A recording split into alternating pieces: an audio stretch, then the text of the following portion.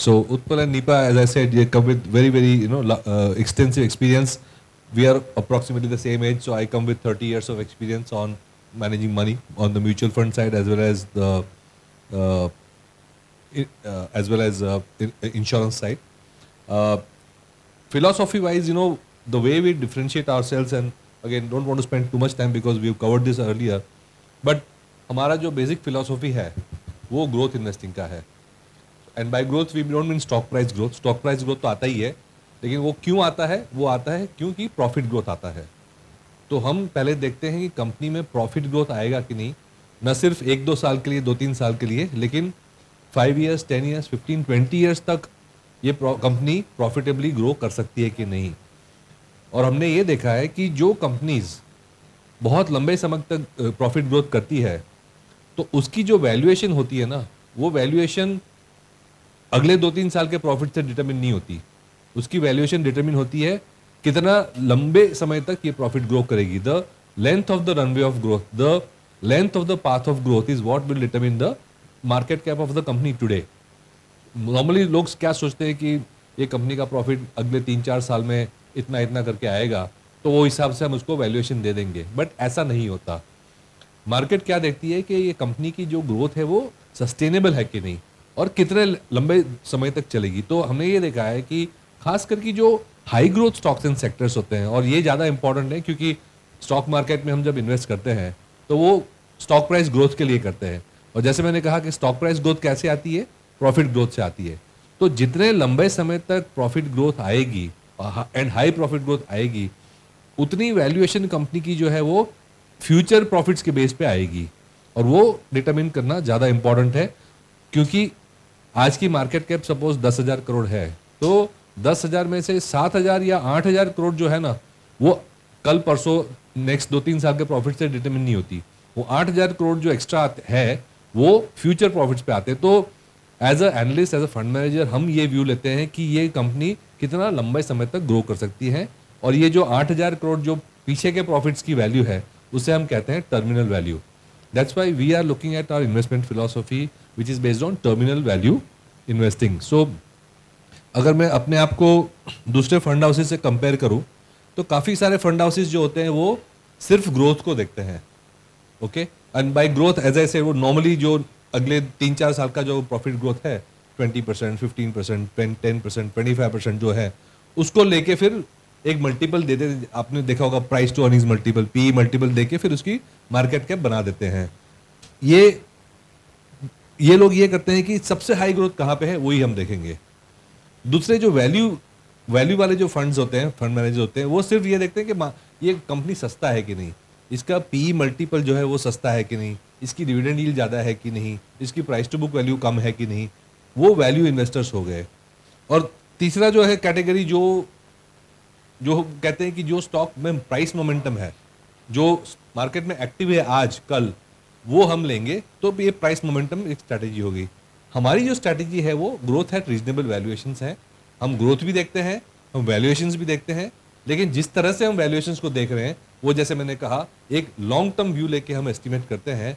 और उसकी वजह से क्या होता है कि हम स्टॉक को लंबे समय तक होल्ड कर सकते हैं, और जो प्रॉफिट कंपाउंडिंग होती है 5 साल, 10 साल, 15 साल की, उसकी फुल वैल्यू हमें पोर्टफोलियो में मिलती है. तो that is how our philosophy is different from the others. जैसे आपने कहा एक ब्रॉड ओवरव्यू मार्केट का दे दूं, तो फिलॉसफी ग्रुप के बारे में तो मैंने बता दिया कि हमारे इन्वेस्टमेंट हमारे खून में है, हमें और कुछ आता नहीं है, हमारी कोई अदर बिजनेसेस नहीं है ये ग्रुप की, सिर्फ इन्वेस्टमेंट्स ही करते हैं हम. इंडिया स्टोरी में कहूँ तो इसमें 2 पार्ट है, एक तो ग्लोबल पार्ट है और दूसरा डोमेस्टिक इकोनॉमी की बात करें. ग्लोबल इकोनॉमी में सिचुएशन ये है कि कोविड के बाद सारी जो गवर्नमेंट्स थी, ग्लोबल गवर्नमेंट्स कोई भी कंट्री की, mostly US, Europe, Japan, China, India, उन्होंने कोविड की वजह से जो क्रैश हुआ, crash in the sense economic crash, जो एक्टिविटी स्लो हो गई, लोग घर पे बैठ रहे थे तो सब एक्टिविटी स्लो हो गई, तो जीडीपी ग्रोथ माइनस हो गई सबकी. उसको काउंटर करने के लिए गवर्नमेंट ने स्पेंडिंग शुरू की, बहुत सारी फिजिकल स्टिमुलस करी, बहुत सारी स्पेंडिंग करी, लोगों को अनएम्प्लॉयमेंट में अनाउंस दिया, यूएस में हर महीने $1000 का चेक दिया लोगों के अकाउंट में। इंडिया में भी रूरल स्पेंडिंग काफ़ी करी हमने, लोगों को फ्री फूड दिया, जन धन वगैरह से हमने खूब सारे पैसे बांटे। यूरोप में भी उसको बोलते हैं स्टिमुलस। तो ग्लोबल जो फिस्कल स्टिमुलस किया वो बहुत ही बड़ा था। इनफैक्ट यूएस ने तो इतना स्टिमुलस कर दिया कि न सिर्फ ग्लोबल फाइनेंशियल क्राइसिस 2008 से ज़्यादा किया, लेकिन वर्ल्ड वॉर 2 के टाइम पे जितना किया था स्टिमुलस, उतना कोविड के टाइम पे यूएस ने स्टिमुलस किया। तो ग्लोबल इकोनॉमी बच गई। एंड हमने देखा कि एक क्रैश आया मार्केट में 2020 में, लेकिन उसके बाद जो रिकवरी आई वो डबल स्पीड से आई, राइट। जो जिस तरह का पैसा कोविड के बाद बनाया वो बहुत कम बनता है। आज भी हम आप अपने क्लाइंट्स को वगैरह को बोलते होंगे कि कैगर क्या दिख रहा है, राइट। 5 साल का कैगर अभी भी 25% है लार्ज कैप इंडेक्स में, 35% है small cap mid cap index में। तो इस तरह का कैगर अनयूजुअल है, इतना बनता नहीं है, लेकिन दैट इज बिकॉज इतना ज़्यादा स्टिमुलस किया। न सिर्फ फिस्कल स्टिमुलस, जो मैंने स्पेंडिंग की बात करी वो उसको फिस्कल स्टिमुलस बोलते हैं, मॉनेटरी स्टिमुलस भी किया। मॉनेटरी स्टिमुलस में क्या होता है, सेंट्रल बैंक्स मनी प्रिंटिंग करती हैं, सेंट्रल बैंक्स ने लिक्विडिटी फ्लड की मार्केट में, सेंट्रल बैंक्स में इंटरेस्ट रेट काटे, इतने काटे कि यूएस में इंटरेस्ट रेट जो 4-5% थे वो ऑलमोस्ट 0.5% तक ला दिया। यूरोप में तो एक टाइम पे नेगेटिव इंटरेस्ट रेट भी हमने देखे। तो इस तरह का fiscal and monetary stimulus history में बहुत कम बार होता है, उसकी वजह से मार्केट और इकोनॉमी दोनों बच गई। अब 5 साल के बाद क्या हो रहा है कि इंडिया ने तो 1-2 साल करके फिर नॉर्मलाइज कर दिया अपने आप को, लेकिन यूएस को जैसे ड्रग एडिक्ट होता है ना, उसको लत लग जाती है। एक बार आपको फ्री पैसा मिलता है तो उसकी आदत पड़ जाती है आपको। तो यूरोप ने भी थोड़ा अपने आप को संभाला, नॉर्मलाइज किया। इंडिया ने भी काफ़ी फटाफट नॉर्मलाइज कर दिया, बाकी सारी कंट्रीज ने भी नॉर्मलाइज किया। यूएस ने नॉर्मलाइज नहीं किया, उनकी फिस्कल डेफिसिट अभी भी बढ़ी हुई है, क्योंकि जो प्रेसिडेंट बाइडेन आए 2020 के इलेक्शन के बाद, वो इलेक्शन जीतने के चक्कर में थे, तो उन्होंने फिस्कल स्टिमुलस चालू ही रखा और इतने हद तक की इन्फ्लेशन हो गई। क्योंकि जब आप आर्टिफिशियल डिमांड क्रिएट करते हो मनी प्रिंटिंग करके, तो सब चीज़ की डिमांड बढ़ जाती है, और डिमांड बढ़ती है तो प्राइस बढ़ते हैं। प्राइस बढ़ना क्या होता है, इन्फ्लेशन। तो अब यूएस में सिचुएशन ये हो रही है कि एक तो डेट बहुत बढ़ गया, क्योंकि आप जब स्पेंड करते हो तो कुछ बोरो करके स्पेंड करते हो। तो यूएस का डेट टू बी जीडीपी बहुत ज़्यादा बढ़ गया है लास्ट 5 साल में, अभी भी आउट ऑफ कंट्रोल है। और मार्केट ये देख रहा है कि यूएस का इतना डेट बढ़ गया है कि अभी फ्यूचर में उसको डेट इश्यू करना मुश्किल हो जाएगा। तो क्या हुआ कि अब तो यूएस ने थोड़ा नॉर्मलाइज किया, उसके बाद अगेन देखा कि स्लो डाउन हो रहा है, तो कोविड के टाइम पे रेट्स घटाए, फिर वापस नॉर्मलाइज करने का ट्राई किया, बढ़ाए, लेकिन उन्होंने देखा जैसे रेट बढ़ाना शुरू किया तो इकोनॉमी स्लो डाउन होना शुरू हो गई, तो वापस घटाना शुरू किया। लेकिन नॉर्मली क्या होता है कि रेट्स घटाते हैं, वो शॉर्ट टर्म रेट्स घटाते हैं, ओवरनाइट रेट्स, रेपो रेट्स जो बोलते हैं हम, मनी मार्केट रेट्स, वो घटाते हैं, तो उसके साथ लॉन्ग टर्म रेट्स भी घटते हैं। ये टाइम ऐसा हो रहा है कि शॉर्ट टर्म रेट्स तो घट रहे हैं, लेकिन लॉन्ग टर्म रेट्स यूएस में घटे नहीं। और इसकी वजह यह है कि the whole world is seeing that ये डेट जो है वो तो सप्लाई इनफाइनाइट आने ही वाला है यूएस का, क्योंकि इतना स्पेंडिंग किया है, पिछला जो डेट है वो मैच्योर होगा, उसको रिफिनांस भी करना है। तो पहली बार हिस्ट्री में ये हो रहा है कि यूएस ने इंटरेस्ट रेट्स घटाए, लेकिन bond yields, 10 year bond yield, 30 year bond yields घटे नहीं, अभी भी 4% प्लस पे खड़े हुए हैं। तो इसकी वजह से क्या हो रहा है कि एक कॉन्फिडेंस जो है यूएस में कम हो रहा है। और हमने देखा कि लास्ट ईयर डॉलर स्ट्रेंथन हुआ था, लेकिन ये साल हाई इंटरेस्ट रेट्स के बावजूद, हाई बॉन्ड यील्ड्स के बावजूद डॉलर वीकन हो रहा है। Okay, so world is saying that US में एक इन्फ्लेशन का एनवायरनमेंट बन चुका है और डॉलर पे कॉन्फिडेंस कम हो रहा है, एंड यूएस का धीरे धीरे करके इकोनॉमी स्लो डाउन करेगा इसकी वजह से। तो US will slow down a little bit. Europe तो वैसे ही हाई ग्रोथ था नहीं, वो उसका ग्रोथ रेट यानी भी 1% रहता है, वो नॉर्मल रहेगा। China will grow at about 4%, वो भी उसके लिए बहुत कम नहीं है, बहुत ज़्यादा भी नहीं है। इंडिया जो 6.5% पे है वो कंसिस्टेंट है, हमारा ग्रोथ पहले भी 6-7% था, अभी भी 6-7% है। तो इंडिया एक बहुत ही रेयर मार्केट है जिसने अप्स एंड डाउन्स दोनों में अपनी कंसिस्टेंसी बनाई रखी है, और डॉलर वीकन हो रहा है। तो मुझे ये लग रहा है कि इंडिया की सिचुएशन ग्लोबल सिचुएशन से बहुत ज़्यादा है। Global average growth will be about 2.5 to 3%, US will be about 2%, Europe will be about 1%, China will be about 4%। India अगर 6 से 7% जो एक्सपेक्ट कर रहे हैं हम जीडीपी ग्रोथ, वो बहुत अच्छा है compare to the rest of the world. तो we will be amongst the fastest growing economy in the world, of course हमारी एस्पिरेशन ये है कि हम 8% पे ग्रो करें, उसके लिए हमें काफ़ी सारे स्ट्रक्चरल चीज़ें करनी पड़ेगी, लेकिन 6.5% भी हम ग्रो करेंगे तो ये अच्छी बात है compare to the rest of the world. So हमारी जो मैक्रो इकोनॉमिक में अगर बताऊं तो हमारी जो इंडिया की जो लॉन्ग टर्म ड्राइवर्स हैं वो अभी भी बिल्कुल इंटैक्ट हैं। तो हम ये कहते हैं कि इंडिया के ड्राइवर्स जो हैं वो 7 है, 7 Ds हम बोलते हैं, 7 ड्राइवर्स। तो पहले तो बहुत लॉन्ग टर्म के हैं, जो डेमोक्रेसी हमारी है, डेमोग्राफिक्स है, डीरेगुलेशन जो हमने किया था 1991 में, ओपनिंग अप, सिंप्लीफाई, लाइसेंस वगैरह जो हमने काटा था, वो 3 Ds जो है डेमोग्राफी, डेमोक्रेसी एंड डीरेगुलेशन, वो तो अभी भी बरकरार है। दूसरे 4D जो है वो पिछले 5, 10, 15 साल में नए आए हैं, which is positive for us. एक तो सबसे पहले डिवर्सिफिकेशन, 2-3 तरह के डिवर्सिफिकेशंस हैं।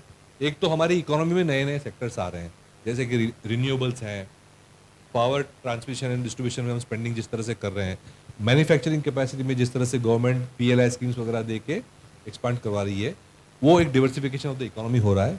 बट ग्लोबली भी एक डिवर्सिफिकेशन हो रही है जो China+1 की हो रही है। लोगों ने देखा है कि चाइना पे अभी भरोसा करना मुश्किल है, क्योंकि जब क्राइसिस होती है तो चाइना अपने सही रूप दिखाते हैं, सही रंग दिखाता है।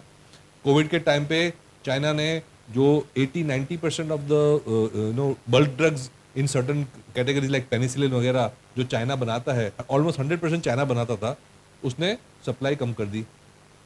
तो वर्ल्ड के लिए रिस्क हो गया, क्योंकि कोविड फाइट के लिए पेनिसिलिन बेसिक चीज़ें होती है, रॉ मटेरियल। अभी रिसेंटली आपने पढ़ा होगा कि चाइना ने जो मैग्नेट्स हैं जो ऑटोमोबाइल और काफ़ी सारी इंडस्ट्री में यूज़ होते हैं for Motors and all that, वो मैग्नेट का सप्लाई 80-90% चाइना से आता है। वो चाइना ने ट्रेड वॉर में कम कर दिया सप्लाई। तो लोगों ने देखा कि चाइना जब भी चाहे वो टैप बंद कर सकता है और पूरी दुनिया को तकलीफ दे सकता है। तो एक रिस्क फैक्टर है कि सारी मैन्युफैक्चरिंग जो चाइना में कॉन्सेंट्रेट हो चुकी है 30 साल में, उसको मूव अवे फ्रॉम चाइना है। तो चाइना प्लस एक और कंट्री या 2 और कंट्री होनी चाहिए जो मैन्युफैक्चरिंग कर सकते हैं, और उसमें सबसे बड़ी जो लेबर पूल है वो इंडिया की है। तो इंडिया का जो मैन्युफैक्चरिंग बेस है उसके लिए एक China+1 डिवर्सिफिकेशन वाला जो एंगल है वो बहुत ही यूजफुल है। और काफ़ी सारी मल्टीनेशनल कंपनीज अब इंडिया आ रही है मैन्युफैक्चरिंग करने के लिए। दूसरी है डायनेमिज्म। इंडिया में पहले क्या था, पैसे नहीं थे, इक्विटी मार्केट नहीं था, इक्विटी कल्चर नहीं था, और रिच पीपल भी नहीं थे, फ्रैंकली स्पीकिंग बहुत कम रिच पीपल थे। लेकिन अभी 70 ईयर्स, खास करके लास्ट 30 साल में मार्केट जिस तरह से बढ़ा है, इकोनॉमी जिस तरह से बढ़ी है, now there are not only dozens but hundreds of और thousands of millionaires now in India. और पहले, और रिस्क कौन ले सकता है, फाइनेंशियल रिस्क कौन ले सकता है, जिसके पास पैसे हैं। तो पहले पैसे ही नहीं थे तो रिस्क कोई ले नहीं पाता था। सब लोग की ड्रीम तो यही थी ना कि भाई गवर्नमेंट की नौकरी लग जाए, that was the aspiration. Now there are business people, now there are wealthy families, now there are lots of people who have 5, 10, 20, 100,000, 2,000 crores of net worth, family offices, ये वो करके। तो उनके लिए अब 2-4 करोड़ का इन्वेस्टमेंट करना रिस्क वाली बिजनेस में वो अभी ईजियर है।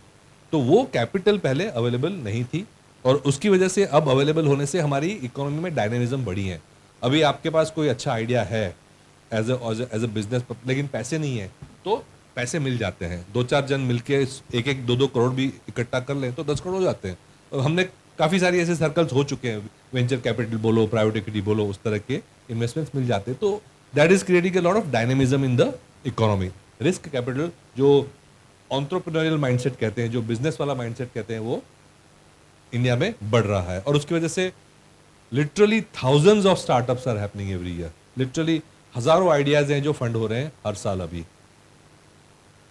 तीसरा है डिजिटाइजेशन, जो हमने एक बहुत ही अच्छा इको सिस्टम क्रिएट किया है पिछले 15 साल में, जिसमें मोबाइल, जनधन, आधार को लिंक करके, UPI वगैरह को लिंक करके जिस तरह से हमने फाइनेंशियल ट्रांजैक्शंस को सिंप्लीफाई और फास्ट किया है, वो India actually is a leader in the world. और हमारा जो UPI आधार वाला जो कॉन्सेप्ट है वो दूसरी कंट्रीज मांग रही हैं। We are actually supplying that technology now to others. तो ये इसकी वजह से जो फाइनेंशियल पेनिट्रेशन है वो बहुत जल्दी हो चुकी है। आप people like you are biggest examples. Client onboarding 15 साल पहले कैसे होता था और अब कैसे होता है पहले 15 दिन लगते थे, अब शायद 15 मिनट लगते हैं, यू नो। तो उस तरह का जो रिवॉल्यूशन है डिजिटाइजेशन की वजह से हुआ है। जो गवर्नमेंट की सब्सिडी होती थी, गरीबों को जो सब्सिडी और जो बांटते थे, उसमें राजीव गांधी ने 80s में कहा था कि 90% करप्शन में चला जाता है, क्योंकि वो 100 करोड़ भेजते हैं, पहुंचता है 10 करोड़, क्योंकि बीच में फिर लेयर्स होते हैं। अब तो सीधा डायरेक्ट बेनिफिट ट्रांसफर अकाउंट में जाता है, as long as you have Aadhaar. इसको हाँ हो गया या वो डायरेक्ट बेनिफिट आपके अकाउंट में चली जाती है। और फोर्थ इज डेट कैपेसिटी। जैसे मैंने कहा, इंडिया कंजर्वेटिव कंट्री है, हमने ज़्यादा डेट क्रिएट नहीं किया है एट कंट्री लेवल पे, कंपनी लेवल पे और हाउस होल्ड लेवल्स पे भी डेट इतना नहीं है, तो हम चाहे तो डेट लेके भी ग्रो कर सकते हैं। तो ये 7 Ds जो हैं वो बहुत ही अच्छे ड्राइवर्स हैं इंडियन इकोनॉमी के लिए। उसकी वजह से हमें लगता है कि India can grow for a very long period of time. In the mean time मैं कहूँगा जो 7 Ds हमने करें, उसकी वजह से कौन से सेक्टर्स मार्केट में बेनिफिट करेंगे, राइट?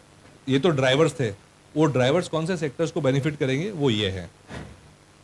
सबसे पहले मैं कहूँगा जो पॉपुलेशन एंड डेमोग्राफिक लिंक्ड है, जो पॉपुलेशन की वजह से है, बेसिक कॉन्सेप्ट ये है कि जैसे मैंने कहा इकोनॉमी ग्रो कर रही है तो प्रोस्पेरिटी बढ़ रही है, तो जो लोअर इनकम के जो पॉपुलेशन है वो अपर माइग्रेट हो रही है, तो lower to lower middle, lower middle to middle, middle to upper middle and upper middle to affluent class वहाँ पे जा रही है। तो ये जो होता है ट्रांजिशन, उसमें जो कंजम्पशन की पैटर्न है वो चेंज होती है। पहले जो बेसिक होता है तो दाल चावल खाता है बंदा, कपड़े वपड़े थोड़े बेसिक मिल गए तो चलता है, लेकिन जैसे डिस्पोजेबल इनकम बढ़ती है तो प्रीमियम आइटम्स की कंजम्पशन बढ़ती है। तो प्रीमियम कंजम्पशन जो है वो एक सबसे बड़ी थीम है। उसमें थीम में काफ़ी सारी चीज़ें आ जाती हैं। For example James and jewellery, hotels, travel and tourism. मैं कहूँगा FMCG के अगेंस्ट में मैं कहूँगा कि लिकर या बियर की कंजम्पशन ज़्यादा बढ़ती है, क्योंकि ये सब डिस्पोजेबल आइटम्स है, राइट? ज़्यादा पैसे होते तभी आते हैं। ऑटोमोबाइल्स में, विद इन ऑटोमोबाइल्स भी हमने देखा है कि SUVs ज़्यादा बिक रहे हैं compare to the smaller cars. जो एनफील्ड वाली बाइक्स जो है वो ज़्यादा बिक रही है compare to the basic bikes. Growth rate की बात कर रहा हूँ, number of small bikes is larger but growth rate is higher in the higher category, because हम we are looking at growth rates. So उस तरह से जो प्रीमियम आइटम्स है उसमें ये है। दूसरा, अगेन इनकम लेवल्स बढ़ती है तो सेविंग्स बढ़ती हैं, और सेविंग्स बढ़ती हैं तो people now look at more S. पहले खाली बेसिक सेविंग्स होते हैं तो सिर्फ FD करते थे लोग, अब people are looking at more asset classes. तो insurance, mutual funds, asset management, wealth management, broking, financial distribution जैसे आप लोग करते हो डिस्ट्रीब्यूशन, कैपिटल मार्केट्स में स्टॉक मार्केट जो एक्सचेंजेस हैं वो RNT एजेंट। तो ये सारा जो सेविंग्स वाले जो सेगमेंट्स हैं वो बेटर करेंगे, right? So that is another theme. जो प्रीमियम कंजम्पशन और सेविंग्स लिंक जो सेक्टर्स हैं वो अच्छी तरह से ग्रो करेंगे, और ये सब में लिस्टेड स्टॉक्स हैं जैसे आपको पता है। सेकंड थीम ये है कि जैसे मैंने कहा कि इंडिया में बहुत सारी मैन्युफैक्चरिंग आएगी और करनी पड़ेगी, लेकिन मैन्युफैक्चरिंग आएगी तो उसके लिए ऑफिसेज चाहिए, उसके लिए फैक्ट्रीज चाहिए, उसके लिए इंफ्रास्ट्रक्चर चाहिए, राइट? फैक्ट्री होती है तो उसको रोड चाहिए, पोर्ट चाहिए, एयरपोर्ट चाहिए, एंड वो सबकी शॉर्टेज है इंडिया में, राइट? अभी द डाउन साइड इज के सबकी शॉर्टेज है, अप साइड इज के बनाना है, वो बनाता है तो ग्रोथ आती है। तो everything link to physical asset creation will do well, चाहे वो कंस्ट्रक्शन हो, चाहे वो रियल एस्टेट हो, चाहे वो कैपिटल गुड्स हो, पावर सेक्टर में हम कहें तो ट्रांसमिशन, डिस्ट्रीब्यूशन, जनरेशन, ये सारी जो कंपनीज है जो ये सब प्रोडक्ट्स एंड सर्विसेज करती हैं उसकी ग्रोथ रेट अच्छी रहेगी। Within manufacturing also we are seeing that government is very focused on defence, government is spending extra on railways, तो ये सारे जो सेगमेंट्स हैं वो भी अच्छा ग्रो करेंगे। तो सारी फिजिकल एसेट जो है वो अच्छा ग्रो करेगी। एंड थर्ड इज के जो जैसे मैंने कहा डिजिटाइजेशन अच्छी तरह से हुई है इंडिया में, तो वो डिजिटल इंफ्रास्ट्रक्चर एंड जो पैकेजेस हैं UPI वगैरह के, उसको यूज़ करके भी नई नई कंपनीज आई हैं। तो ये सारी अब जैसे देख रहे हो पॉलिसी बाजार, Paytm, नाइका, डिलीवरी, ये सारी जो कंपनीज जो 10-15 साल पहले पॉसिबल नहीं थी बनाने की ऐसी कंपनीज, वो टेक्नोलॉजी की वजह से ऊपर आई है। तो ये सारी थीम्स भी हमें लगता है कि ग्रो फास्ट करेगी। तो ये जो ड्राइवर्स हैं इंडिया के, उसकी वजह से ये सेगमेंट में ग्रोथ रेट बेटर रहेगी। तो जैसे मैंने कहा ये फिजिकल एसेट क्रिएशन वाली सेक्टर्स हैं, including real estate, of course real estate, और ये जो नई कंपनीज जैसे मैंने कहा वो फास्ट ग्रो करेंगी. So these are the themes and sectors which benefit from the 70s. Long term में अगर मैं बताऊं तो India is already the fourth largest economy in the world, and in the next 3 years India will become the third largest economy in the world, overtaking Germany and Japan. अगर आपको India story अगर समझनी है तो एक ये slide अगर आप समझ लें तो उसके अलावा कोई ज़रूरत नहीं है. नेक्स्ट 20 साल के लिए इंडिया क्यों बेटर है वो ये स्लाइड में आ गया. जो वर्किंग एज पॉपुलेशन होती है बेसिकली 20 से 50 साल 55 साल की जो पॉपुलेशन है उसको वर्किंग एज पॉपुलेशन बोलते हैं, right.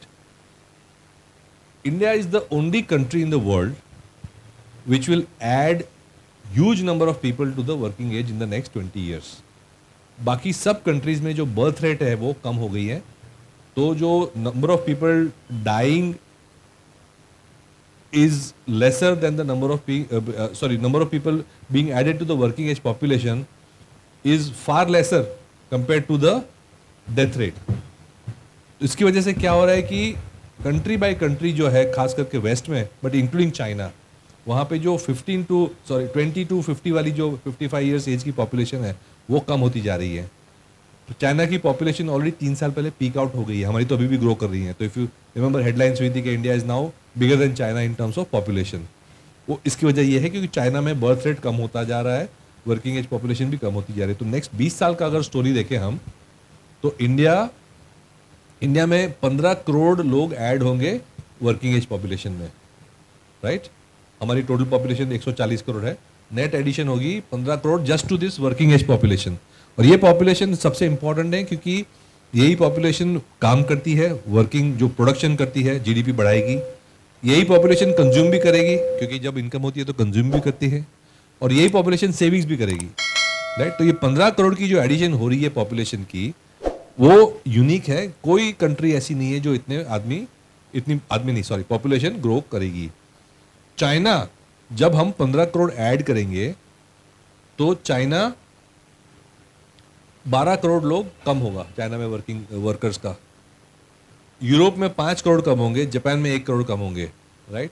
So India is in a unique position के दुनिया में बेसिकली वर्कर ही नहीं है, और जो वर्कर सप्लाई होगा वो इंडिया से ही होगा ग्लोबली. तो मैन्युफैक्चरिंग बाय डिफॉल्ट इंडिया में आएगी बिकॉज और कहीं जगह पे वर्कर्स ही नहीं है. ऑफकोर्स ऑटोमेशन की वजह से शायद डिमांड पहले से कम होगी वर्कर्स की, but the point is that not everything can be made automatic. तो वर्किंग एज पॉपुलेशन की जो थीम है, और ये थीम कोई न्यूक्लियर वॉर वगैरह भी चेंज नहीं होती, गवर्नमेंट से चेंज नहीं हो पाती ये theme. Government can not produce babies, right. So this theme is going to happen. whatever US does, whatever China does, whatever Europe does, whatever Japan does, whatever India does bad also, in spite of that this will continue, right. So ये basically सबसे बड़ा driver है हमारे लिए India story को दिखाने के लिए. शॉर्ट टर्म में मैं देखूं तो जैसे मैंने कहा हमारी इन्फ्लेशन बहुत ही अच्छी कंट्रोल में है. हमारी करंट अकाउंट डेफिसिट भी जैसे मैंने कहा बहुत अच्छी तरह से हमने मैनेज की है. हमारी करेंसी भी सबसे लीस्ट वॉलेटाइल करेंसी है. जो गवर्नमेंट स्पेंडिंग और प्राइवेट सेक्टर स्पेंडिंग है वो भी अच्छी तरह से बढ़ रही है. जैसे मैंने कहा हमारी debt to GDP, India is the only country in the world जिसने पिछले 10 साल में अपनी डेट टू जीडीपी रेशियो कम करी है. Only country in the world, सबकी बढ़ी है, which means that we have been very prudent. Yeah absolutely. Post financial crisis सबने अपनी डेट टू जीडीपी बढ़ाई है. India is the only country, जैसे मैंने कहा वो 70s में एक डेट का था ना कि भाई डेट कैपेसिटी है. This is the reason we can still grow and issue more debt if you want to grow faster. Interest rates RBI ने अच्छी तरह से काटना शुरू किया है. लिक्विडिटी अच्छी सरप्लस में है. And only thing I am not happy about is credit growth. अभी भी बैंकिंग सिस्टम की क्रेडिट ग्रोथ नहीं आई है, लेकिन उम्मीद यही है कि second half of the financial year में ये भी पिकअप हो जाएगी क्योंकि जैसे मैंने कहा ओवरऑल एक रिकवरी का माहौल बन रहा है. अर्निंग्स ग्रोथ की बात करूँ, प्रॉफिट ग्रोथ शॉर्ट टर्म में अगर देखें तो हमारे एस्टीमेट में स्मॉल कैप इंडेक्स और मिड कैप इंडेक्स का जो स्मॉल कैप स्टॉक्स और मिड कैप स्टॉक्स की प्रॉफिट ग्रोथ है वो बेटर रहेगी compare to large cap stocks and significantly better. That's why we always prefer mid and small caps even in our flexi cap portfolio. हमने जब पहला fund launch किया तो flexi cap था, क्योंकि फ्लेक्सी कैप तो मेन प्रोडक्ट होता ही है, it's a generic fund, you know that's a core investment for investor. लेकिन जब सेकंड फंड हमने लॉन्च किया लास्ट ईयर, तो हमने स्मॉल कैप लॉन्च किया। तब हमको सब लोग पूछ रहे थे कि भाई आप स्मॉल कैप क्यों कर रहे हो, मिड कैप नहीं कर रहे हो, लार्ज एंड मिड नहीं कर रहे हो, मल्टी कैप क्यों नहीं कर रहे हो। हमने बोला हमारी स्टॉक पिकिंग एबिलिटीज़ जो है, हमारी जो ग्रोथ फिलोसॉफी है, वो सबसे बेस्ट फिट होती है स्मॉल कैप में, इसलिए हम स्मॉल कैप में लॉन्च करेंगे। और एनएफओ में हमने 350 करोड़ कलेक्ट किया था, लेकिन 7 महीने में वो 350 का हो गया है 1000 करोड़। तो that is work, you know, people have accepted the stock picking, and when you see the portfolio there are many interesting stocks in the portfolio. So that was on the market and the overall, you know, economic situation. NFO तीसरा जो है, क्योंकि हम तो नए fund house हैं, एक साल 14 महीने हुए पहली फंड को, 7 महीने हुए दूसरे फंड को, तो हमें अभी भी हमारे जो बेसिक प्रोडक्ट्स हैं बास्केट को वो लॉन्च करने हैं। जैसे कहते हैं दाल चावल अभी भी हमारे यू नो बाकी है दाल चावल प्रोडक्ट्स हमारे बाकी हैं। सेक्टर फंड्स, थीमेटिक फंड्स वो भी करेंगे, बट आफ्टर द दाल चावल इज यू नो फिक्स्ड। तो थर्ड फंड हम लॉन्च कर रहे हैं multi cap fund. Again question ये है कि भाई आपने फ्लेक्सी किया, आपने स्मॉल कैप किया, तो आप मल्टी कैप क्यों कर रहे हो? तो these are the I will give you a few reasons. First of all, जैसे मैंने कहा कि इंडियन मार्केट जो है वो काफ़ी यू नो वाइड हो चुकी है, यू नो इकोनॉमी भी काफ़ी डेवलप हुई है, तो जो mid cap and small cap segment है वो भी काफ़ी इंपॉर्टेंट हो गए हैं और उसकी इंपॉर्टेंस बढ़ रही है। ओके, सो अगर हम देखें 5 साल में, 10 साल भी छोड़ो, सिर्फ 5 साल की अगर बात करें, तो 5 साल पहले 2000 करोड़ के मार्केट के पहले नंबर ऑफ स्टॉक्स करीबन 500 थे। There were 500 stocks in the market with a market cap of more than 2000 crores.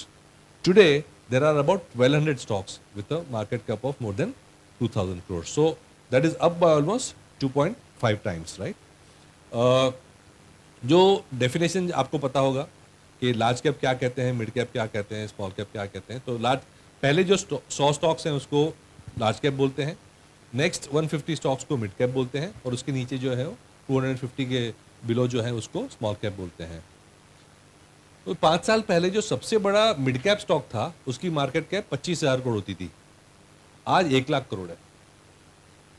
5 साल पहले जो सबसे बड़ा स्मॉल कैप स्टॉक था वो 8,000 करोड़ की मार्केट कैप का था, आज वो 33,000 करोड़ हो गया है। तो almost 4 times rise in market cap of the large cap and mid cap largest stocks, right. दूसरा, 5 साल पहले जो टॉप 100 स्टॉक्स थे लार्ज कैप, जो उनकी टोटल मार्केट कैप की प्रोपोर्शन अगर हम देखें तो the top 100 stocks were 77% of the total market cap, so almost 80%, right? Today in just 5 years it is down to 62%, which means that mid cap and small cap की market cap ज़्यादा बड़ी है, तो proportion जो है वो जो 20% 22% के करीब था टोटल मिड प्लस स्मॉल, वो अब होके हो गया ऑलमोस्ट 40%। तो market itself has become very wide and mid cap and small caps are almost 40% of the total market, right. अगर हम इंडेक्स की बात करें तो क्या होता है कि जो फ्लेक्सी कैप का जो वाइड ब्रॉड बेस्ड इंडेक्स है, जो निफ्टी 500 है, NSE 500 है, राइट, 500 स्टॉक्स का इंडेक्स है। मल्टी कैप इंडेक्स भी सेम स्टॉक्स हैं, लेकिन उसमें 50, 25, 25 लार्ज मिड एंड स्मॉल का एक प्रोपोर्शन रखते हैं। तो इंडेक्स में स्टॉक सेम है, लेकिन बेंचमार्क को अलग से डिफाइन किया है, क्योंकि 25% मिड कैप, 25% स्मॉल कैप और 50% निफ्टी का जो है वो निफ्टी 500 का है जो उसमें करते हैं। तो large cap in the multi cap index is 50% and multi mid and small are 25-25। तो ये मल्टी कैप इंडेक्स की कंपोजिशन है। NSE 500 ही है, लेकिन मॉडिफाइड NSE 500 है। जो NSE 500 ओरिजिनल है उसमें 72% लार्ज कैप है एंड 18 एंड 9.9% जो मैं कहूँगा वो मिड एंड स्मॉल है, राइट। तो हमने जैसे देखा कि एक्चुअल मार्केट में तो 60-40 का रेशियो आ गया है, लेकिन जो NSE 500 है वो अभी भी 70% लार्ज कैप में है। तो मल्टी कैप इंडेक्स है वो शायद आज की मार्केट को थोड़ा बेटर रिप्रेजेंट कर रहा है। और मल्टी कैप फंड में क्या होता है कि मिनिमम आपको 25% स्मॉल कैप में डालना पड़ता है, मिनिमम 25% मिड कैप में और मिनिमम 25% लार्ज कैप में। सो 50% तो मिड प्लस स्मॉल में हो ही जाता है। That is the difference between a benchmark of the flexi cap and the multi cap. दूसरी बात मैं अगर परफॉर्मेंस की करूं तो हर साल जो होता है अलग अलग मार्केट कैप अलग अलग परफॉर्मेंस देती है. तो कभी small cap top performing index होता है, कभी mid cap top performing index होता है, कभी लार्ज कैप होता है. ऐसा नहीं है कि दो चार साल तक स्मॉल कैप ही परफॉर्म किए, 2-4 साल तक मिड कैप. तो बेटर है कि आप हर सेगमेंट में प्रेजेंट रहो. लार्ज कैप है वो शायद थोड़ा लो ग्रोथ देगी, लेकिन एक स्टेबिलिटी होती है वहाँ पे, वॉलेटिलिटी कम होती है. मिड एंड स्मॉल कैप में थोड़ी वॉलेटिलिटी ज़्यादा होती है, लेकिन वहाँ पे ग्रोथ बेटर होती है. तो एक बैलेंस अप्रोच बेटर रहेगा. It's better to be present in all the segments. तो पिछले 19 साल में अगर मैं देखूं तो large cap index was the best performing 7 times, small cap was the best performing 9 times, mid cap was the best performing 3 times. अगर sector की भी बात करूं तो कॉम्पोजिशन अलग अलग है. मैं लार्ज कैप मैं फाइनेंशियल सर्विसेज की बात करूं तो मैक्सिमम रिप्रेजेंटेशन जो बैंक्स और एनबीएफसीज का लार्ज कैप इंडेक्स में आता है 34%. लेकिन जो जैसे मैंने कहा हाई ग्रोथ सेगमेंट, इंडस्ट्रियल जैसे कहा, physical asset, capital goods, construction, all those segments, उसकी मैक्सिमम रिप्रेजेंटेशन स्मॉल कैप में आती है. हेल्थ केयर जो हमें हाई ग्रोथ सेगमेंट लगता है, हॉस्पिटल्स, डायग्नोस्टिक्स, फार्मास्यूटिकल्स, सीडीएमओ जो आज बोलते हैं, उसकी मैं अगर देखूं वेटेज तो सबसे ज़्यादा वेटेज स्मॉल कैप में है. डिस्क्रिशनरी जिसमें ऑटोमोबाइल्स एंड ऑटो एंसिलरीज आ जाते हैं, उसकी maximum weightage consumer discretionary mid cap में है. तो सेक्टर वाइज भी अगर देखें तो आपको डिफरेंट सेक्टर्स में डिफरेंट मार्केट कैप में जाना पड़ता है. दैट्स अनदर रीजन कि आप सब मार्केट कैप में प्रेजेंट रहे तो अच्छा है. ये सेकंड इंपॉर्टेंट स्लाइड है, मैं कहूँगा ये मल्टी कैप को अंडरस्टैंड करने के लिए. हमने क्या किया, मैंने कहा ना जैसे 1100 से 1200 स्टॉक्स हैं 2000 करोड़ के मार्केट कैप से ज़्यादा वाले, right. In the whole market में लिस्टेड तो 5000 स्टॉक है, लेकिन हम एक बेसिक अगर साइज का कट ऑफ लगाएं क्योंकि सारे स्टॉक्स तो स्टडी नहीं कर सकते, तो 1200 स्टॉक्स है 2000 करोड़ के मार्केट कैप से ज़्यादा वाले. उनकी टोटल जो मार्केट कैप है वो 450 लाख करोड़ है. 450 lakh crore is the total market cap of those 1100-1200 stocks. Okay, उसमें हमने क्या किया कि जैसे मैंने ये सब थीम्स आपको बताया कि हाई ग्रोथ सेक्टर्स कौन से हैं, हाई ग्रोथ सेगमेंट्स कौन से हैं. तो सारे 1200 स्टॉक्स को हमने क्लासीफाई किया into normal segments and high growth segments. तो 1200 में से करीबन 600 स्टॉक्स हैं जो हम कहेंगे हाई ग्रोथ सेगमेंट्स को रिप्रेजेंट करते हैं. उनकी जो मार्केट कैप है 600 की, वो करीबन 150 लाख करोड़ है. तो about 1/3 of this 450 lakh crore is in these 600 stocks, 150 lakh crore. वो 150 लाख करोड़ को मैं ब्रेकअप करूं into market cap of large, mid and small, तो उसमें मोटा मोटी इवनली स्प्रेड आउट है. तो 40% of the market cap of 150 lakh crore is large cap, 33% is small cap and 30% is mid cap. Okay, तो दैट इफ यू सी, आपको अगर high growth stocks और सेगमेंट्स में जाना है तो आपको opportunities mid and small cap में भी देखनी पड़ेगी, क्योंकि 60% of the high growth market cap is in mid and small. Okay, तो दैट्स अनदर रीजन कि भाई आप सारे सेगमेंट में प्रेजेंट रहे तो बेटर है. और मल्टी कैप में जैसे कहा कि मिनिमम 50% तो मिड एंड स्मॉल में होता ही है. ये तो आपको पता ही होगा, लेकिन एक बार रिवाइज कर लें कि जो कैटेगरी है सेबी की, लार्ज कैप फंड माने minimum 80% large cap, mid cap fund and small cap fund में minimum 65% in mid and small. तो मिड कैप में मिनिमम 65 मिड में रहना चाहिए, स्मॉल कैप फंड में मिनिमम 65% स्मॉल में रहना चाहिए. लार्ज एंड मिड एक कैटेगरी है, उसमें मिनिमम 35 लार्ज एंड मिड में होना चाहिए. मल्टी कैप में जैसे हमने कहा 25 मिनिमम होना चाहिए. फ्लेक्सी कैप में कोई लिमिट नहीं है. रिटर्न्स एंड रिस्क वाइज अगर देखें तो multi cap compare to large cap index, mid cap index, small cap index, वो बीच में आता है. सो 5 ईयर 3 ईयर कोई भी आपका जो टाइम फ्रेम देखें तो उसकी रिटर्न्स लार्ज कैप से बेटर है, मिड एंड स्मॉल से थोड़ी कम है, लेकिन उसकी जो वॉलेटिलिटी है वो भी बीच में है. तो it offers optimum combination of return and risk, बीच में आता है. ये हमने कवर कर लिया कि जो बेंचमार्क 70% फ्लेक्सी कैप का है वो लार्ज कैप का है, इसमें 50% लार्ज कैप होता है. म्यूचुअल फंड ने क्या किया है, फ्लेक्सी कैप म्यूचुअल फंड्स की कैटेगरी एवरेज अगर देखें तो जैसे मैंने कहा फ्लेक्सी कैप में तो कोई रिस्ट्रिक्शन है नहीं, आप 60% भी मिड एंड स्मॉल कैप में डाल सकते हो, 70% भी डाल सकते हो। लेकिन हिस्टोरिकली हमने देखा है on an average fund managers थोड़े कंजर्वेटिव ही रहते हैं, टिपिकल 60-70% लार्ज कैप्स में ही डालते हैं। हमने जब फ्लेक्सी कैप लॉन्च किया था तो हमें भी यही क्वेश्चन आया था कि भाई आप तो बोलते हो फ्लेक्सी कैप लेकिन चलाते हो लार्ज कैप की तरह। मतलब हमारा ऐसा नहीं है, हम तो बिल्कुल मार्केट के अग्नोस्टिक तरीके से चलाएंगे उसको, और वैसे ही हमने चलाया है। 40-50-60%, 55% तक हमने mid and small cap exposure रखा है हमारे फ्लेक्सी कैप में। लेकिन कैटेगरी की बात करें तो ऐसा बिहेवियर है फंड मैनेजर्स का कि 60% ऑलमोस्ट जो है वो ऑन एन एवरेज रहता है लार्ज कैप्स में। जो मल्टी कैप कैटेगरी है उसमें अभी तक हिस्ट्री देखी तो अबाउट 26-27% मिड एंड स्मॉल में रहता है, और अबाउट 41-42% जो है वो लार्ज कैप में रहता है। तो that's how the category has behaved. So इसमें क्या होता है कि एक मल्टी कैप में क्या होता है, फोर्स डिसिप्लिन हो जाती है। हम कहते हैं डिसिप्लिन थ्रू डिवर्सिफिकेशन, राइट। क्योंकि फंड मैनेजर ज़्यादा कंजर्वेटिव भी नहीं हो सकता, राइट, क्योंकि मिनिमम 50% मिड एंड स्मॉल में डालना पड़ता है, और उसकी वजह से fund manager is forced to do stock picking. क्योंकि कभी कभी फंड मैनेजर आके बोल देता है स्मॉल कैप एक्सपेंसिव है, मिड कैप एक्सपेंसिव हो गए हैं, तो फिर वो बोलता है मैं तो फिर 70% large cap. I think it's lazy, right. क्योंकि जैसे हमने देखा कि 1200 स्टॉक्स हैं, उसमें से आप टॉप 100 लार्ज कैप भी निकाल दो, नेक्स्ट 150 मिड कैप भी निकाल दो, फिर भी 900 स्टॉक्स बचते हैं। हमें तो 50 स्टॉक का पोर्टफोलियो बनाना है, तो 900 में से 50 स्टॉक सिर्फ सिलेक्ट करने हैं जो ग्रोथ और वैल्यू का अच्छा इक्वेशन दे हमें।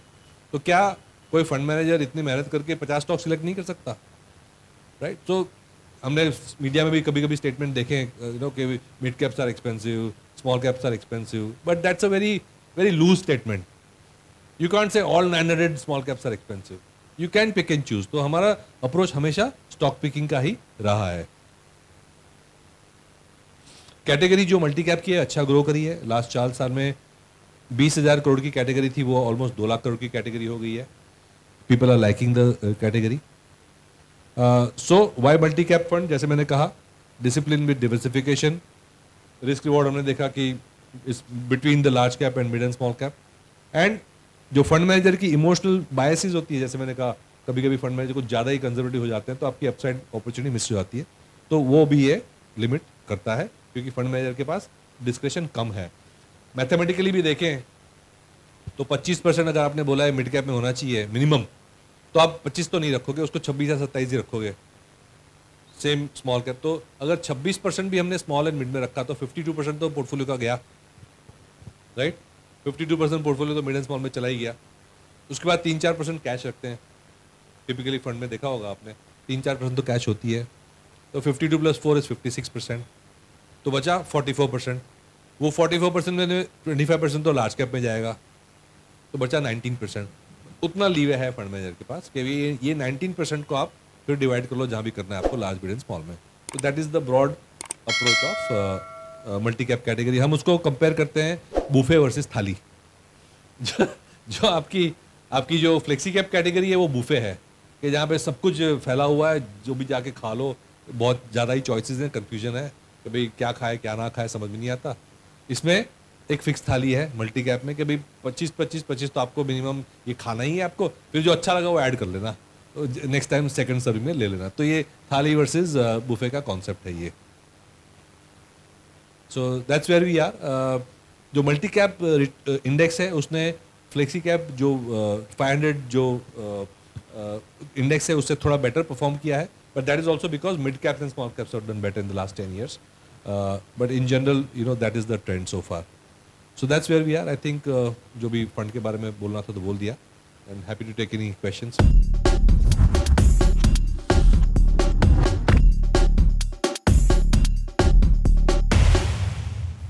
कैपेक्स की बात यह है कि FY25 में जो कैपेक्स स्लो डाउन हुआ था, एक तो प्राइवेट सेक्टर का कैपेक्स तो धीरे धीरे करके पिकअप हो रहा था, लेकिन गवर्नमेंट कैपेक्स FY23-24 में बहुत ज़्यादा स्ट्रॉन्ग थी, और FY25 में इलेक्शन आ गया, तो जो गवर्नमेंट की डिसीजन मेकिंग है वो कम हो जाती है इलेक्शन ईयर में।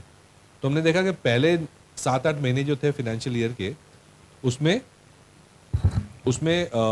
गवर्नमेंट की स्पेंडिंग कम हुई थी, लेकिन अब वापस पिकअप हो चुकी है। तो if you look at March April data ना, government spending has come back, and now even private sector investments are coming back. So I'm positive now.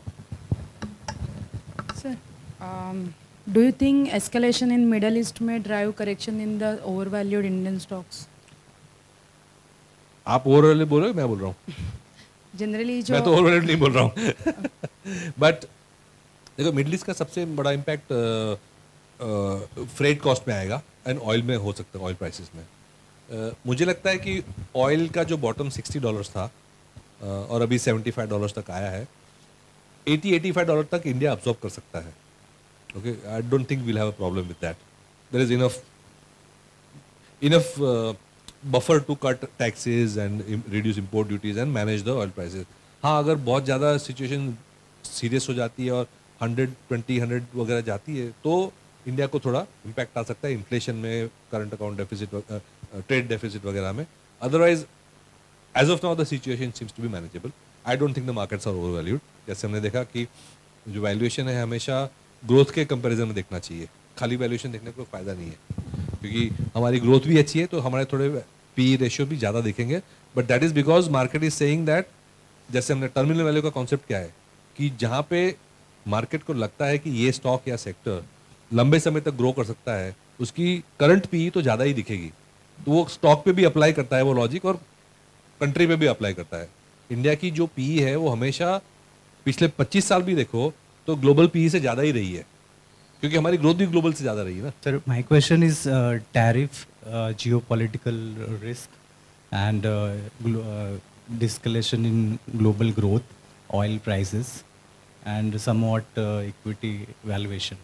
So, what is your conclusion on this mocktail? So oil I talked about, Yes. valuations I talked about, growth I talked about. Tariffs में my view is that right now it looks like China will be at 50%, right? India has been negotiating with the US not because of trade, but even before that we have been negotiating and doing a trade deal in the background, even before Trump did it on May 2nd. So हमारी negotiations काफ़ी advanced stage पे है, and I think there is a good amount of give and take that has happened. So I don't think India will be at 50%, right? So relatively speaking, India will come out better compared to other countries. It's all relative, right? ऐसा नहीं कि India पे 0 होगी, No. लेकिन India पे 50 भी नहीं होगी. Okay. Thank you. Sir.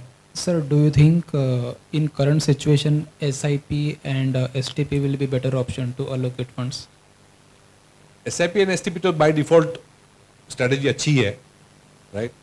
But आपको कभी कभी कोई व्यू लेना है या रीबैलेंसिंग करना है तो लमसम भी देख सकते हैं. फॉर एग्जांपल, जैसे अगर फरवरी मार्च में मार्केट ने शार्प करेक्शन दिया था, ऐसा कोई अपॉर्चुनिटी मिलता है तो लमसम भी डाल सकते हैं.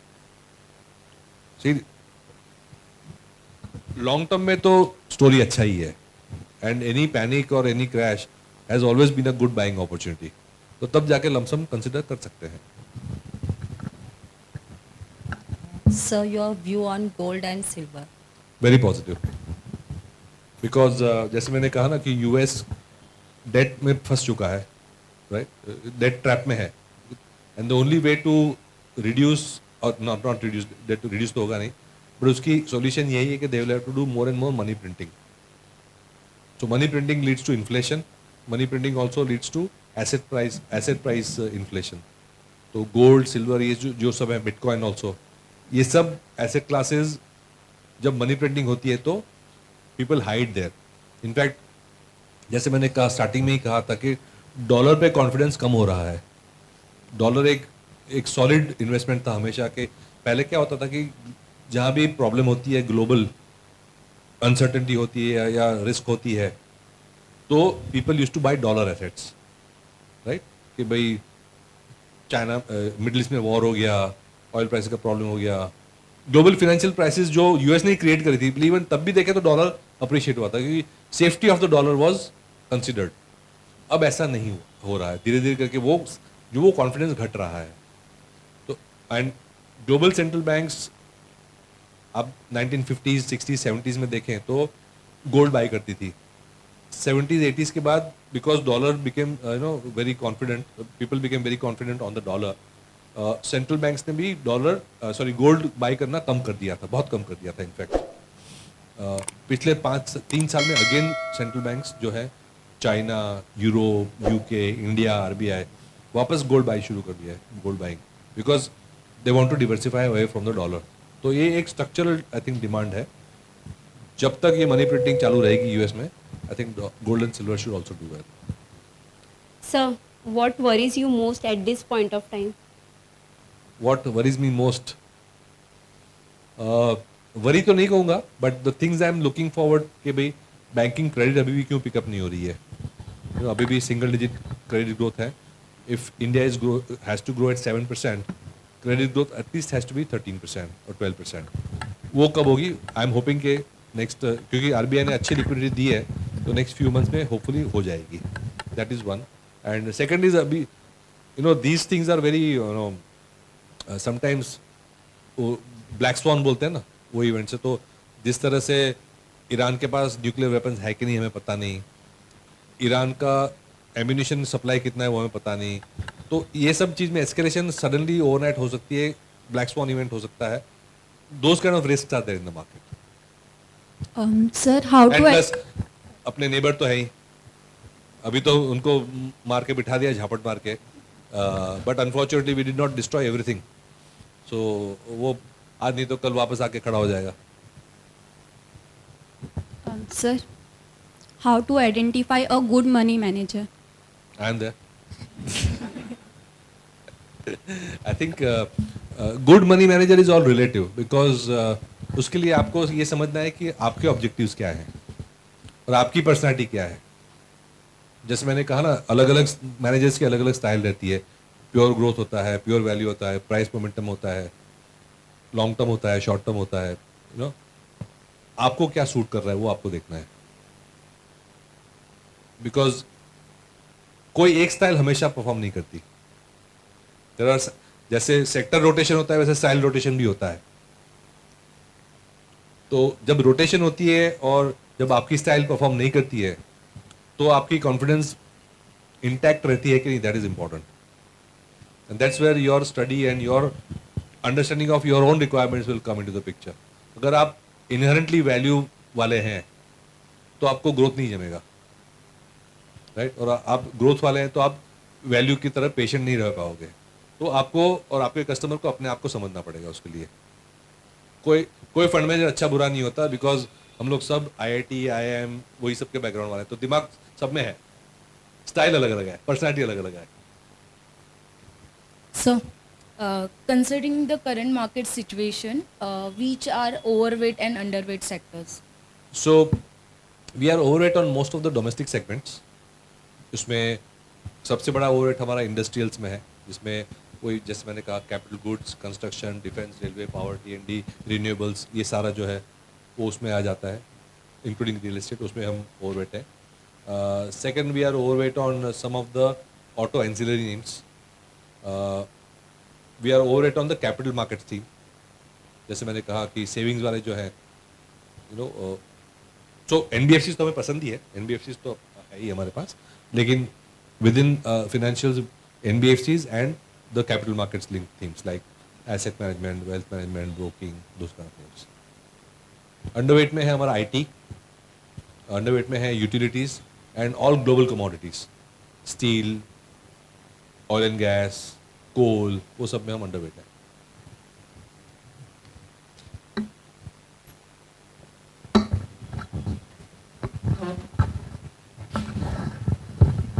Are small cap stocks most exposed to Middle East tensions and high valuations? No, small cap में कमोडिटीज काफ़ी कम है एंड स्मॉल कैप में स्ट्रक्चरली 5-7 साल में देखें तो काफ़ी लेवरेज भी कम हुई है। तो स्मॉल कैप से become relatively better off than they were 5 years ago. Sir, global trade and investments have come to a crawl, and investment globally have turned inward. So how will that impact India? So FII flows तो India में आएंगी ही। जैसे as I said, the the dollar is weakening, and earlier last year what happened in the second half after September is that for some reason the dollar strengthened, and that took away a lot of money to the dollar again for 3-4 months. But now again dollar is weakening, and if you see the last 2 months FII selling has stopped or reduced a lot. In fact, May was a net positive month also for FII. So I think money will come to India.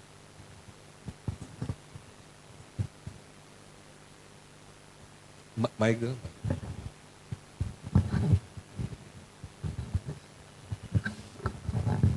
So, any noticeable changes you made in your FlexiCap portfolio in last couple of months?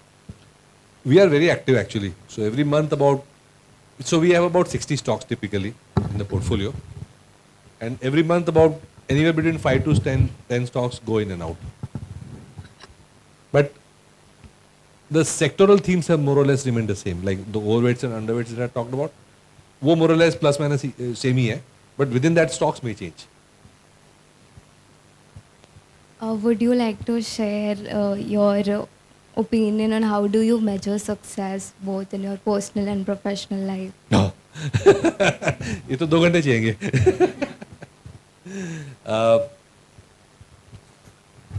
So I think the best way to measure success in the professional life is and personal life also is, do you want to come to office or not? Right, in the professional front. Right. So if you don't like coming to office, then there's a problem. So the job that you do should be natural to you. It should be an extension of yourself. I think that is more important. मेरा तो मुझे समझ में नहीं आता weekend क्या है, weekday क्या है, कुछ समझ में नहीं आता. And it's not like I'm physically working, right? But you're thinking about ideas. You're reading stuff all the time, and that's what gives me a kick. I'd like to be aware of everything around.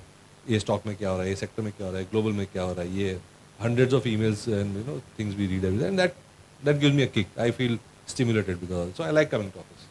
Right? And in personal life again same thing. Work-life balance मुझे तो समझ में नहीं आता. Work is life, life is work.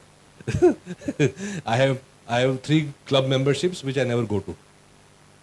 Okay, so that's how our life is. And personal life again, if you are able to sleep 8 hours continuously, you're good. You will not understand what I'm saying today because you're too young. But after 40, if you're able to sleep for 7 to 8 hours continuously, I think you're good.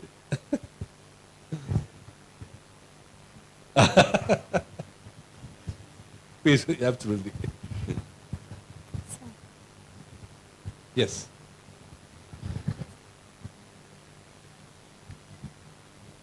Does what? Age. I would hope so. Because, as I said, in our presentation, the first page says, investments is an act of wisdom. It's about knowledge, but you churn the knowledge, gain more knowledge, but you still have to churn the knowledge. And churning the knowledge creates wisdom. And that only happens with experience and time. So I think for investment professional, time does help, experience does help.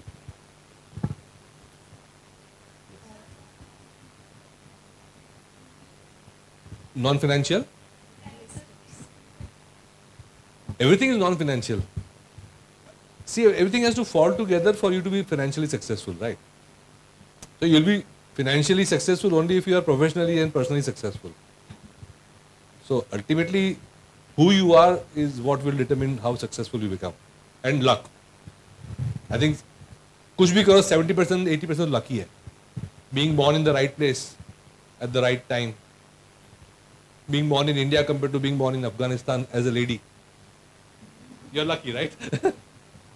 So one great belief about equity investing which you would like to share with us. One great belief about equity investing. What, equity investing? Yes. So, equity investing in my view is all about growth. People keep looking at valuations too much, but in the long term it's ultimately the profit growth only that matters. So even Warren Buffett who was the greatest value investor of all time. But people don't understand he was not value. He was valuation investor. By valuation means you need to value the business, find the intrinsic value of the business, not the book value of the business.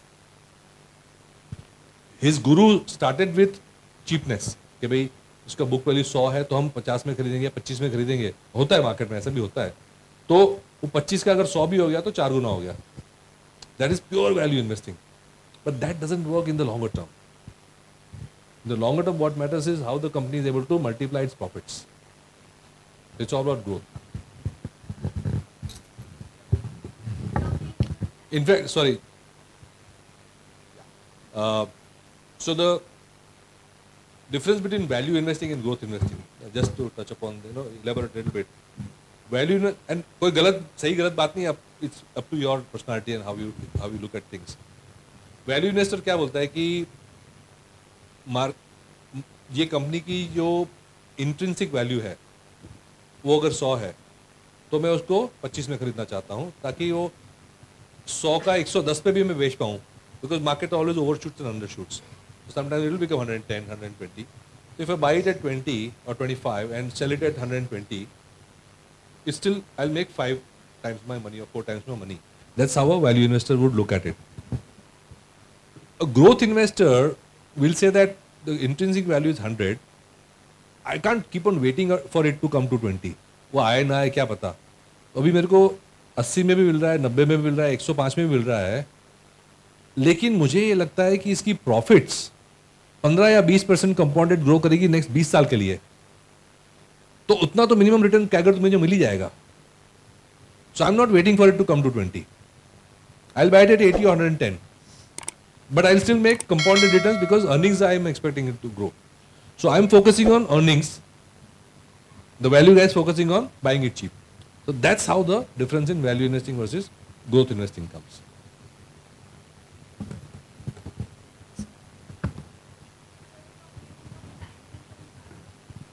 Chinese and Brazil.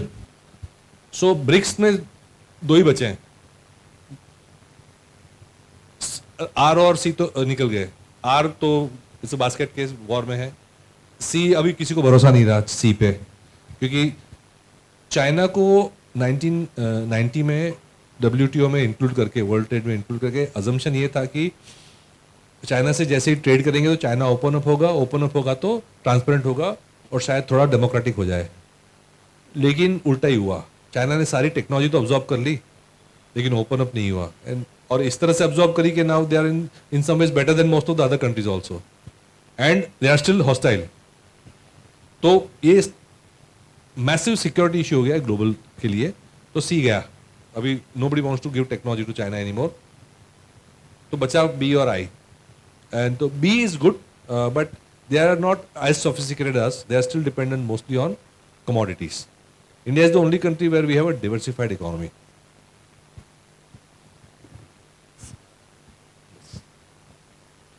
Can you touch upon the risks that you think still exist in the domestic and global?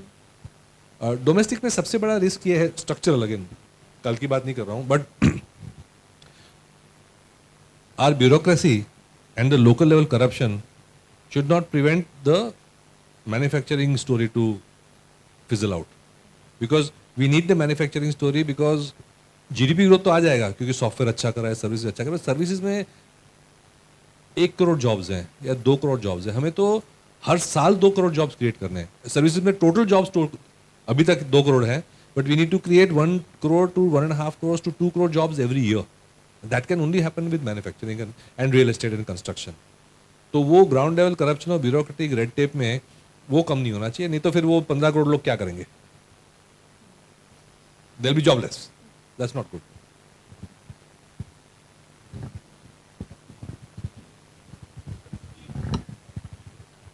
Correct. So you touched credit growth. So 2 things I just wanted to understand. One is basically your global growth and one is earning growth. Because I think if the credit growth is not there, which maybe BFSI looks for, what about the corporate India, where how do you look at the earning growth? So 3 things. One is global growth, credit growth and earning growth. Credit growth, I think you had answered. Correct. So global growth, as I said, is expected to be about 3% overall. Global growth की range he 2 to 3.5% रहती है, तो supposed to be okay-ish. India में credit growth होनी चाहिए, but pockets में तो हो रही है. Like personal loans तो अच्छी grow कर रही थी till RBI came in. Gold loans वगैरह अच्छी grow कर रही थी. MSME loans were also growing fast. It's just large corporates which don't need money. और उसकी दो वजह है. एक तो कैपेक्स थोड़ा कम था, वो भी पिकअप हो रहा है, और लार्ज कॉर्पोरेट्स ने अपने आप को इतना डिलेवरेज किया है कि उनकी कैश फ्लोज इंप्रूव हो गई है. तो एक्चुअली इन्वेस्टमेंट्स के लिए भी उनको पैसा कम चाहिए पहले से. And plus to some extent जो फिनेंशियल एफिशिएंसी आई है सिस्टम में, उसकी वजह से वर्किंग कैपिटल साइकिल्स भी थोड़ी कम हुई हैं. तो inherent demand for working capital also reduced. So you can't say that because credit growth is low, economy is not working. Companies have actually become more efficient to some extent. But of course, I think 11-12-13% growth तो आनी चाहिए. उतना तो है. Third question क्या था आपका? Earning growth. Earning growth. So that is. हाँ. So earnings growth में मैं कहूँगा अभी जो earnings season गई हैं, उसमें there have been more positive surprises than negative. खास करके mid cap segment में. तो मेरे ख्याल से ठीक ठाक ही चल रहा है. जो हम कह रहे हैं mid cap growth of about 15-17% for the next 2 years for the mid cap index, and small caps will again be 14 to 16%. मेरे ख्याल से वो that is doable. If you can spend time on the mid cap, I think this is that one pace is basically which is very narrow. Correct. If any new IPO also comes, which land up in that mid cap space only. Correct. And whatever on most of the people like you on the parameter, there are few only stocks comes into that basket. Correct. And in multi-cap, you have to have a 25% in that. Correct. So sometimes do you think that it's a forceful sort of investment? Many times you don't want to buy those things, but you don't have a choice also there. So mid caps का क्या है? 150 है. So that's a limited thing. But these are the highest quality small caps. Yeah. So mid caps are the large small caps which became much larger than, of course they're not still large caps, but they became large because they are efficient. तो mid cap index का earnings growth जैसे आपने देखा ना, वो small cap से भी ज़्यादा है एज ऑफ नाउ. और जो मैंने जैसे कहा कि अर्निंग्स सरप्राइज पॉजिटिवली ज़्यादा मिड कैप में आए हैं. तो I think the mid cap index actually very good quality index, तो उसकी थोड़ी प्रीमियम है उसकी. Okay. How important valuation in your perspective? मतलब even if the growth is there, but does valuation in your mind, do you pay attention there? Of course, but what the question is what do you mean by valuation? सिर्फ P देखोगे तो मतलब नहीं है, सिर्फ P to जी देखोगे तो भी मतलब नहीं है. तो पी और ग्रोथ तो देखना ही चाहिए साथ में, but that works only in the short term. The problem is that people are not able to estimate the growth beyond 2-3-4 years. But in high growth stocks and sectors, the value, as I said, the valuation actually is determined by the back-ended profits. जैसे मैंने flexi cap के time पे example दिया था Titan का.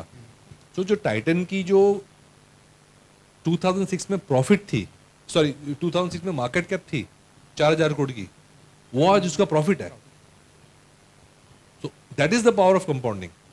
Profits have gone up by 50 times, and the market has gone up by 70 times in that time period. So that is the power of compounding of profits. So, except Mr. Jhunjhunwala, nobody could see that. So many times we underestimate the long term, and we always underestimate the long term in these segments. That's why वो लोग FY26 का P देखेंगे, FY27 का P देखेंगे, वो high लगेगा. That is the problem. So I really appreciate, I think, paucity of time. Otherwise, I would have done some podcast with you here itself.